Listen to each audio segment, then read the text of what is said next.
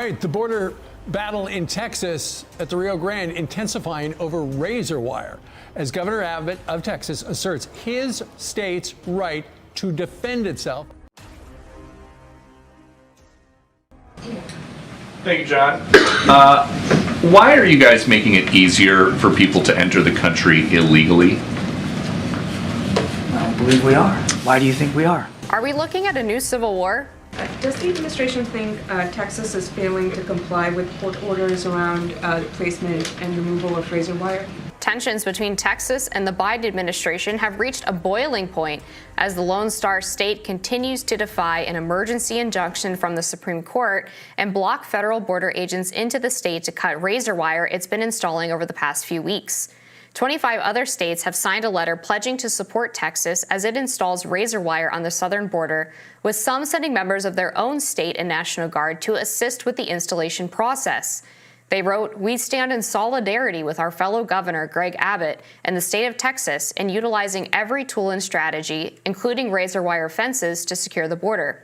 We do it in part because the Biden administration is refusing to enforce immigration laws already on the books and is illegally allowing mass parole across America of migrants who entered our country illegally."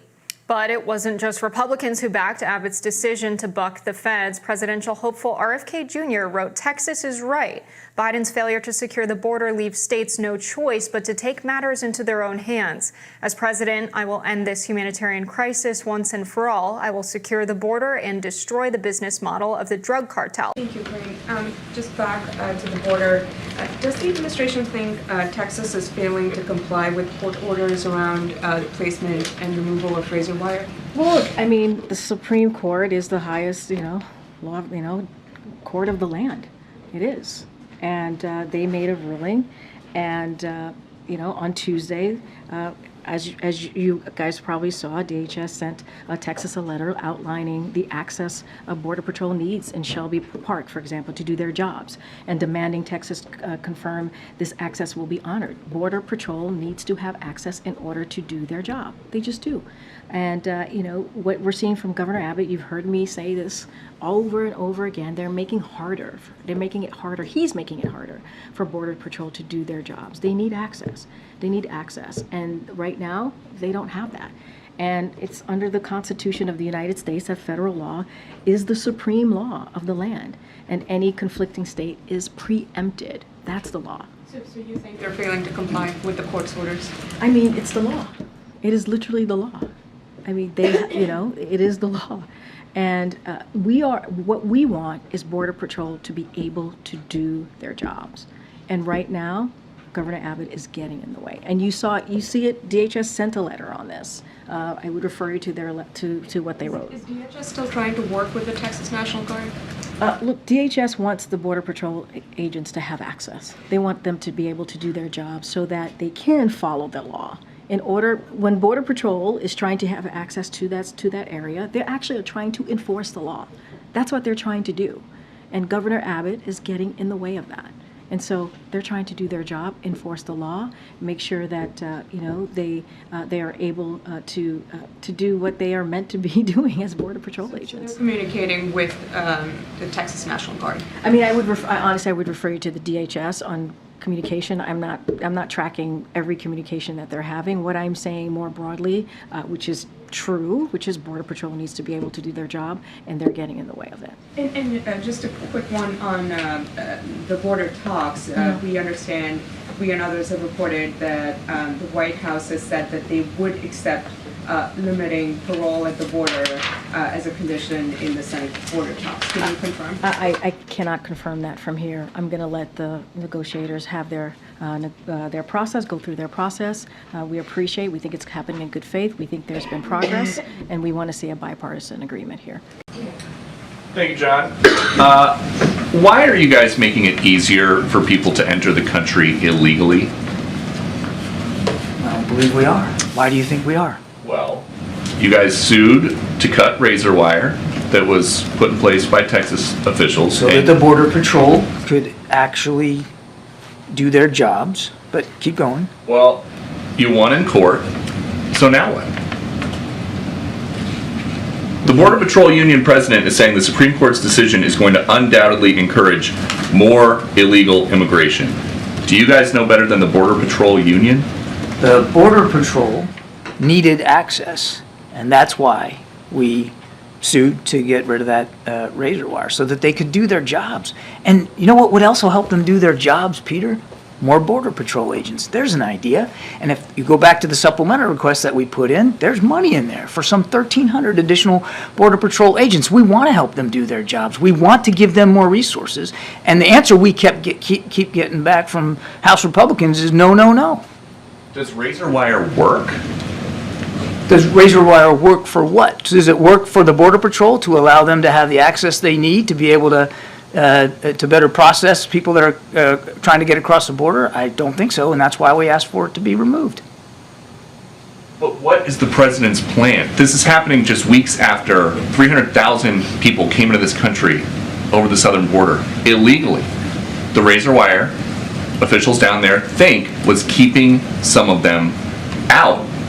And you guys just sued and won to remove it. On behalf of the Border Patrol, who needed to have better access to it. Look, let me go back to your other question. And I know I'm running short on time, so I won't filibuster here. But what's the plan?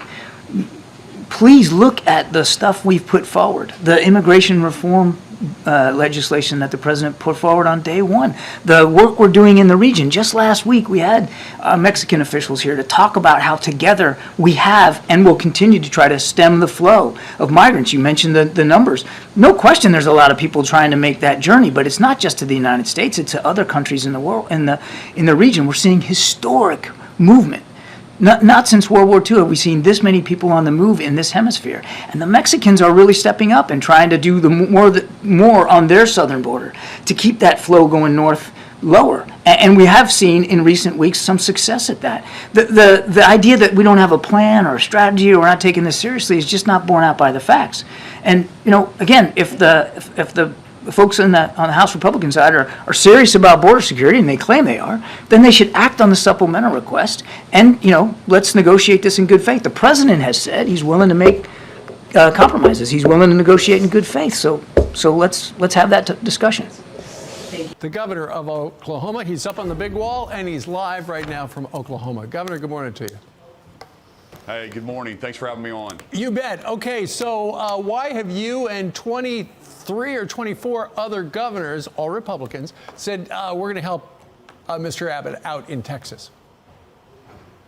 Well, I mean, it's pretty simple for us, for Oklahomans. I think for most Americans, this is just common sense. In Texas, there's 28 ports of entry, and it's already a federal law that it's illegal to enter anywhere but those points of entry.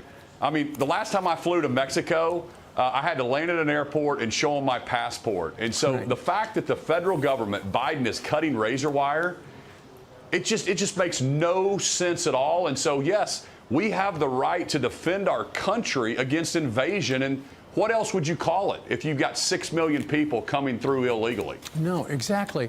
And I know the former president, Donald Trump, has suggested to all the Republican governors out there, send members of your state's National Guard. In your case, Governor, it would be the Oklahoma National Guard. Send them down to Texas to help Greg Abbott. Are you going to do that? Absolutely. I've done it once before, and we're looking. I already talked to my General Mancino. We've already started putting the numbers together. We'll be in contact with Governor Abbott. But, we also need some common sense here. What is the Biden administration doing? Why would they talk about federalizing the Texas Guard? Why are they directing Border Patrol? The American people need to ask themselves, why are they directing the Border Patrol to cut razor wire? This makes no sense. This is beyond politics. I just don't understand what's happening. Right. You know what? You just touched on an important point. I'm going to bring that up. There are a number of Democrats who are calling on President Biden. You know what you need to do? You need, as you just mentioned, you need to federalize the Texas National Guard. What that means is then no longer is Greg Abbott their boss. They are working for the commander-in-chief, Mr. Biden. Here's have you thought this through? If you send your Oklahoma National Guard down there and a bunch of other states send them down there, you know, all Joe Biden has to do is federalize all of them. Next thing you know, they are doing essentially support work for the Border Patrol, who are down there right now just trying to process the invasion of migrants. Your National Guard could be working for Joe Biden. Yeah. Well, here's the deal. I've been on the border. I've talked to the border agents. Even the border agents themselves are scratching their head. But these are good Americans, and they're trying to obey their boss.